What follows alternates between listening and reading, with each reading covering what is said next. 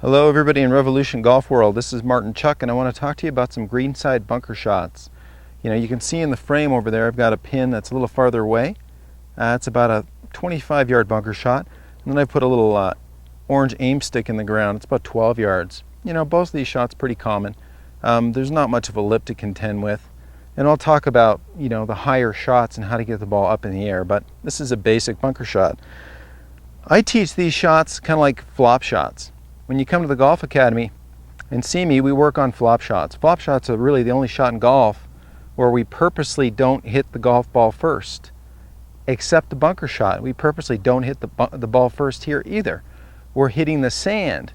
Now, like a flop shot, to get the golf ball to go up, I need to present the shaft as vertically as possible.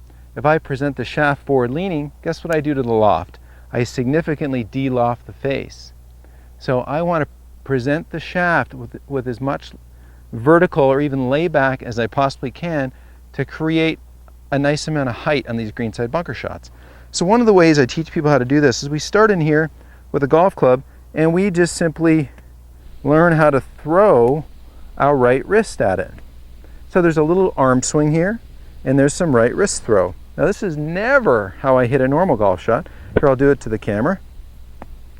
You can see that I'm really taking my right wrist, bending it back upon itself, and then flipping it to where I can catch raindrops here. So again, we're going to hinge and throw, hinge and throw. Now you'll notice this golf club doesn't really want to dig a lot, does it? It's slapping the sand. If I present this golf club like I would a normal shot with forward shaft lean, all of a sudden I dig deeply into the sand. That's one of the big death moves. I know Jim McLean likes to call it death moves. Well, this is a death move in the sand.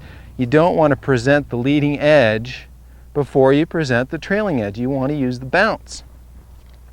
So I'll have students step in here and go ahead and throw this club and just loft golf balls out of the bunker. Right hand only. If you can do it right hand only, you start to realize, hey, this isn't so hard. Now if we put both hands on, we have a little bit more momentum and we can throw this club trying to present as much loft to the golf ball as we can. Now remember, per the rules, we're not allowed to ground the club in the bunker, so I'm going to throw this club past my hands and there's a nice spinny bunker shot, about 10 feet too far, but it was a shallow sandy divot, not a big steep one.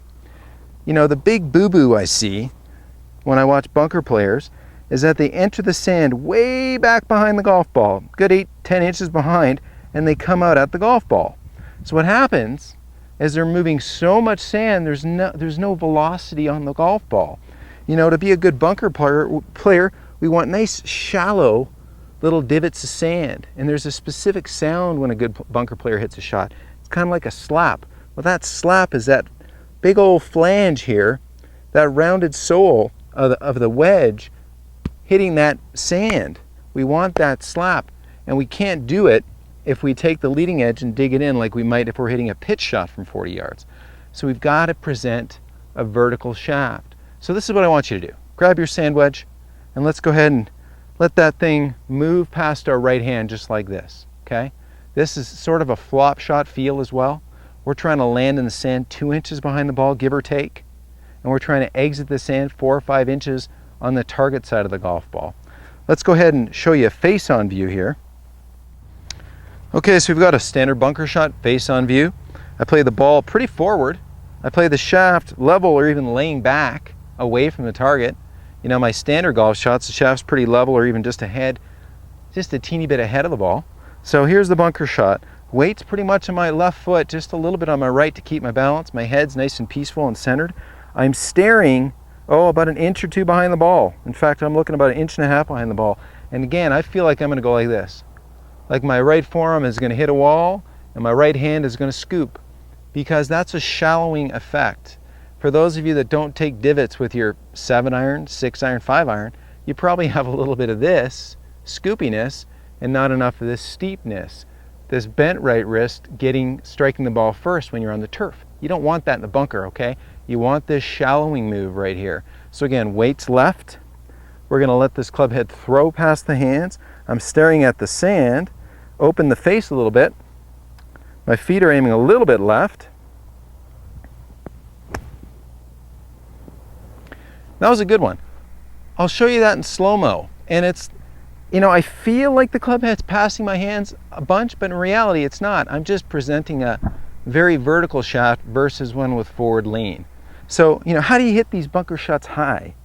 You know, you go over to England or somewhere, or you're at your club and there's some super tall lip. Well, you know, you're not going to hit them high by having the face closed. We want a lot of loft on the face, so it's okay to turn that face to the right.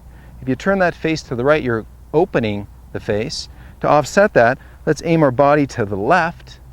So now the face is still pointing at the target. Our weight's left. And again, we are shallowing. We're throwing this club past our hands. That's going to keep the loft maximized. The shaft is going to be presented vertical, which will help the loft. And we just have to have some trust that we're going to get really good at hitting our low point that we're looking at. And there's the best one yet. Little spinny shot that stopped right at that orange aim stick. This is Martin Chuck. I'm sure I'm going to have a bunch of questions on this. Post your questions and comments down below. I'll get to as many as I can. Thanks for watching.